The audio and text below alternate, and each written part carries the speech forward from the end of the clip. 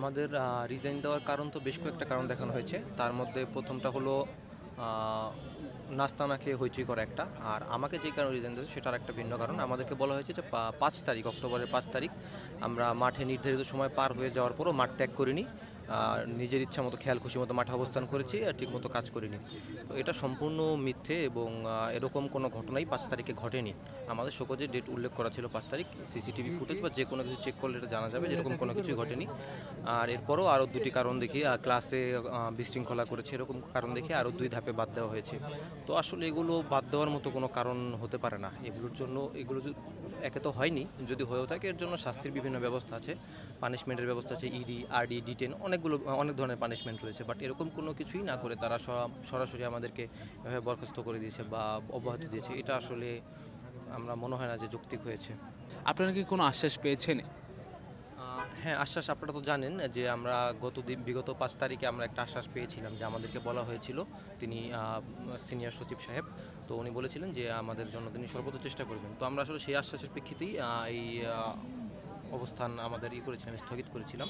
কিন্তু পরবর্তীতে এখন পর্যন্ত আসলে ১২ তারিখ ১ সপ্তাহ পার হয়ে যাওয়ার পরেও যখন আমরা দেখলাম যে কোনো কার্যক্রম হচ্ছে না বা আশানুরূপ ফল পাচ্ছি না, এর জন্য আজকে আমাদের আবার এখানে আসতে হয়েছে এবং আজকে এখানে এসেও আমরা তেমন কোনো সাড়া পাইনি। যেরকম সাড়া পাবো ভেবেছিলাম ওরকম কোনো সাড়া পাইনি। তো এর জন্য এখন আমরা আসলে আমরণ অনশন কর্মসূচি দিতে বাধ্য হয়েছি। আর রিজেনের সময়সীমা প্রায় ২.৫ মাস, ৩ মাস হবে সামনে, এরকম একটা ৫০ দিনের কাছাকাছি হয়ে গিয়ে, সরি, ৩ মাস হয়ে যাবে, ১০-১২ দিন বাকি আছে এরকম। এক্সাক্ট সংখ্যাটা বলতে পারবো না। আমাদের আসলে এখানে আসার একমাত্র অন্যতম কারণ আপনারা হয়তোবা জানেন, ইতিপূর্বে জেনেছেন যে বাংলাদেশ পুলিশ একাডেমি থেকে আমরা ক্যাডেট এসআই ৩২১ জন ক্যাডেট এসআইকে অব্যাহতি দেওয়া হয়েছে। আমাদের পাসিং আউট প্যারেড হওয়ার ১৫ দিন পূর্বে আমাদেরকে ধাপে ধাপে ৩২১ জনকে অব্যাহতি দেওয়া হয় চাকরি থেকে। তো আমরা চাচ্ছি, আমাদের একমাত্রই দাবি একটাই যে আমরা আমাদের এই চাকরিতে পুনর্বহাল চাই। কারণ আমরা সামাজিকভাবে, পারিপার্শ্বিক দিক, সার্বিকভাবে সব দিক বিবেচনা করলে আমরা একটা মানবতর জীবনযাপন করতেছি। যে জায়গায় আমি দেশের মানব সেবার নিয়োজিত হওয়ার কথা, সে জায়গায় এখন আমি দেশের বোঝাতে রূপান্তর হয়েছি। যেহেতু এটা আমার চাকরি হয়ে গেছে, আমার কনফার্ম চাকরি, আমরা জাস্ট এখন পোস্টিংয়ের বাকি ছিল। সেই জায়গায় আমার চাকরি কেড়ে নিয়ে, আমার ফ্যামিলির মুখের হাসি কেড়ে নিয়ে আমাদেরকে রাস্তায় নামিয়ে দেওয়া হয়েছে।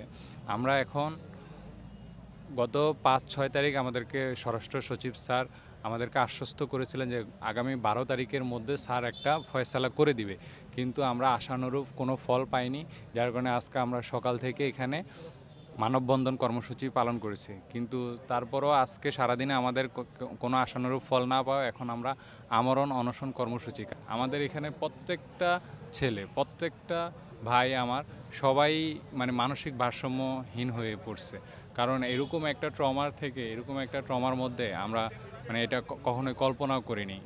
মিডিয়ার সকলের মাধ্যমে আমার আকুল আবেদন যথাযথ কর্তৃপক্ষের নিকট, আমাদেরকে এই ৩২১ জনকে চাকরিতে পুনর্বহাল করা হোক, আমাদের ৩২১টা পরিবারের মুখে হাসি ফিরিয়ে দেওয়া হোক। আমরা এই অনশন কর্মসূচি চালিয়ে যাব যতদিন না পর্যন্ত আমাদের এই দাবি মেনে নেওয়া না হয়।